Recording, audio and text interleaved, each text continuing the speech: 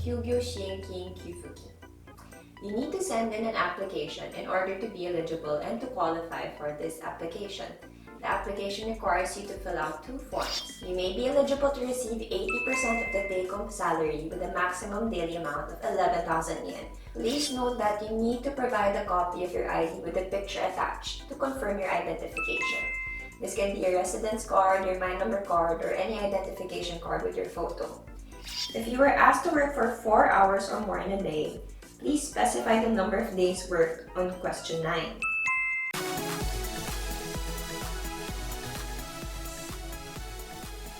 Hello everyone, this is Cam from Swimmy channel. Today in the year 2020 in July, Japan's economy is still in a state of recovery. You could find yourself suddenly being asked to take a leave from your company and would need to find a way to make ends meet. For those of you who have been furloughed or forced onto an unpaid leave, I want to introduce to you about the Unpaid Forced Leave Allowance and Support under the pandemic, or the Kyugyo Shien-kin Kyufukin. You need to send in an application in order to be eligible and to qualify for this application.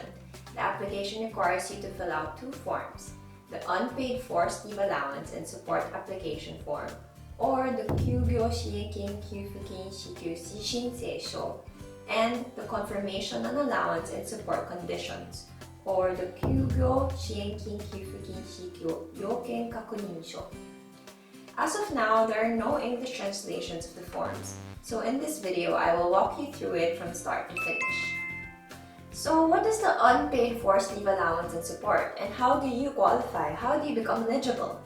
So the Unpaid Forced Leave Allowance and Support is provided to workers who are employed by the businesses that are heavily affected by the recent economic situation and were put on unpaid leave during the pandemic. So this program covers unpaid forced leaves between the 1st of April to the 30th September. You may be eligible to receive 80% of the take-home salary with a maximum daily amount of 11,000 yen you were receiving before the unpaid forced leave. Personal time offs are not considered as unpaid forced leave, so adjustments will be made. Also, 1 application per worker per month can be accepted. So as you can see, here are the required documents that you need to prepare. So you need the Unpaid Forced Leave Allowance and Support Application Form, or the Kyugyo Shien-kin Kyufukin Shinsei-sho. And you also need the Confirmation on Allowance and Support Conditions, or the Kyugyo Shien-kin Kyufukin Yoken Kakunin-sho. You also need a photocopy of your supporting documents in A4 size paper. So the first document is your residence card, your My Number card, or other identification cards. Another document is your ATM card or the first and second pages of your bank passbook. And lastly, you need a copy of your 3 months pay slips before the unpaid leave. With regards to the supporting documents, please note that you need to provide a copy of your ID with a picture attached to confirm your identification. This can be a residence card, your My Number card, or any identification card with your photo.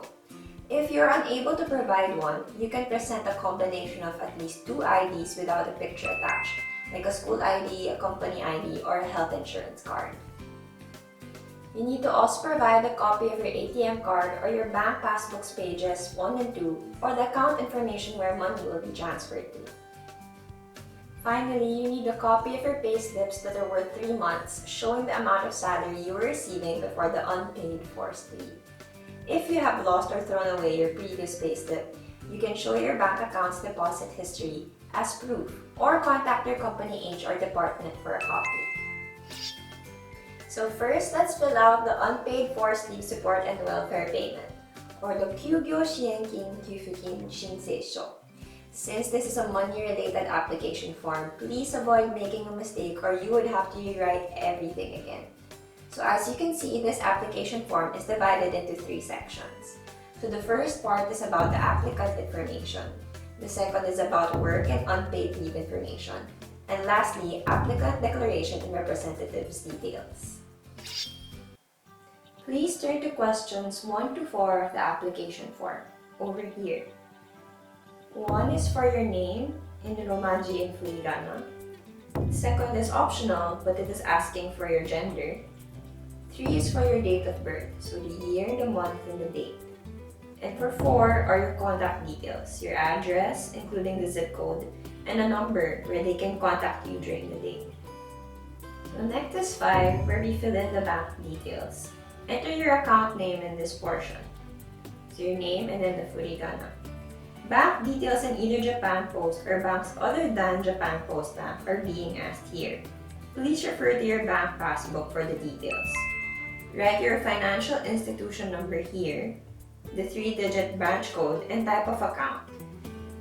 And write your account number in this part. This is for banks other than Japan Post Bank. For JP Bank holders, you only need your bank code and your account number in this form. So let's proceed to part 2, questions 6 to 13. Enter your office name for question number 6 over here, and an actual work location or office address where you work on number 7. Please be careful when filling out questions 8 to 12 as they are important in determining your payment amount. Question 8 refers to the dates you are asked to take unpaid leave. For example, if you are asked to take a leave from 16th of April to 15th of June, specify the dates separately for each month of April, May, and June. So you can see that there's a blank space here for you to fill out the specific dates you are asked to take unpaid leave. Continuing on to questions 9 to 11, 9, 10, 11, where you specify the number of days for that month you were asked to work. If you were asked to work for 4 hours or more in a day, please specify the number of days worked on question 9. If you were asked to work for 4 hours or less, fill it up in question 10. And while question 11 is for some parts of the day only, you do not need to fill out questions 9 to 11 if you are not asked to work at all. Personal time offs like sick leaves or vacation leaves do not count. Next is question 12, or your 3-month salary before the unpaid leave. Please write the 3 months out of the 6 take-home pay amount, excluding incentives or bonus amount, which shall be averaged out. Say you were asked to take an unpaid leave in April. Please write your salary for any 3 months out of the salary paid in March, February, January of the same year, or December, November, or October of the previous year. In the case where no salary is received in the last 6 months due to maternity leave or other personal reasons, you can state your most recent 3-month salary instead. Welfare payment is retroactive to salaries in the last 2 years for this reason. Just to make sure to write all of these kinds of circumstances in question number 13. When you are all done, fill in the submission date and sign section 3. You can include the name and address of your representative on section 4 if you are using one. So next, I will explain to you how to fill out the other form, the confirmation on welfare payment conditions, or the Kyugyo Shien-kin Kyufukin Shikyo Ken Kakunin-shon. So both you and your employer need to complete this form, and make sure to fill out the worker or the rodosha form. Applicants need to fill up the upper half portion marked rodosha, worker.